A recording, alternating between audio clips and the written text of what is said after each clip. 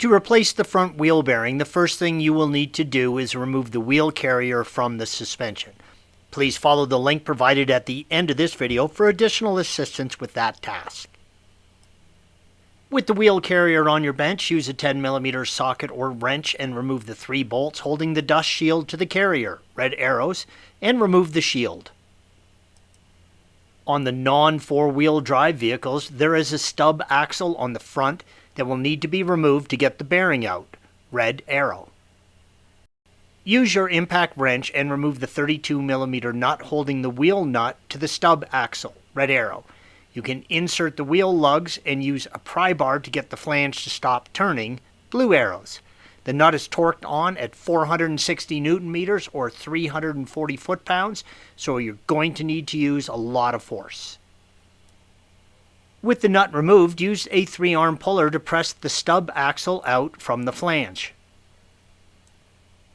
The stub axle will come out of the rear of the bearing. Check it for damage and clean up any corrosion on it. The axle flange is a press fit into the inner sleeve of the wheel bearing, red arrow. You want to set up your press so that you are only pressing out the flange, red arrow. You do not want to press out the inner bearing ring, blue arrow, at this point, or you will have a heck of a time getting the flange out of the bearing.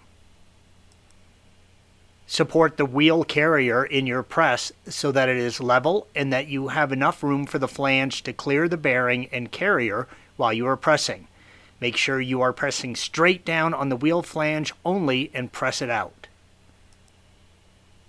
The inner bearing race will come out with the flange. It will also destroy the bearing, but that is okay as you are replacing it. You will need to get the bearing race off of the flange. If you are lucky, you can separate them with a bearing splitter. Our flange was so tight that I had to cut it with an angle grinder, red arrow, to get it to release. Be very careful if you do this, as you do not want to damage the flange. If you have any concerns, take it to an alignment shop and they will do it for you. Use a 13mm socket and remove the 4 bolts holding the plate on the outer bearing face, red arrow. Now support the carrier level and with enough height for the bearing to clear and press out the bearing. Now you want the bearing disc to fit over the entire bearing from the inside while doing this. This is what the carrier will look like with the bearing pressed out. Check the inside race and make sure there is no damage. Marks from pressing in and out of the bearing are expected, but not grooves or signs that a bearing was attempted to be pressed in at an angle. Red arrow. This carrier is fine. The magnets for the wheel speed sensor are built into the bearing. Use a bearing magnet locator, red arrow, to make sure you are installing the bearing in the right orientation with the magnet side towards the sensor opening. Place the new bearing, if possible, in a freezer overnight. Make sure that you are pressing on the bearing using the outside race, red arrow. If you use the inner race only, blue arrow, you will destroy the bearing. Then, with the wheel carrier level and properly supported, press the new bearing into the carrier. Press the new bearing in until it is flush with the carrier. Install the plate and torque the 4 bolts to 37 Nm or 27 foot-pounds.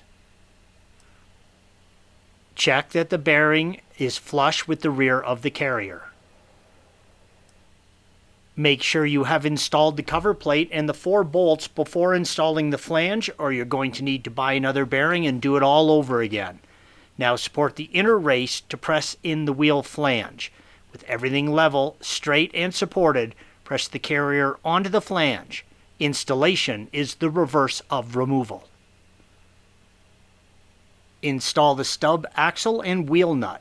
Torque the wheel nut to 460 Nm or 340 foot-pounds. You may need to wait until the car has the brakes reinstalled to get the proper torque. You can install a few wheel studs or lugs and use a pry bar to stop it from spinning to get the proper torque on your bench. Thanks for watching. Be sure to subscribe to our channel and check out another video in this series.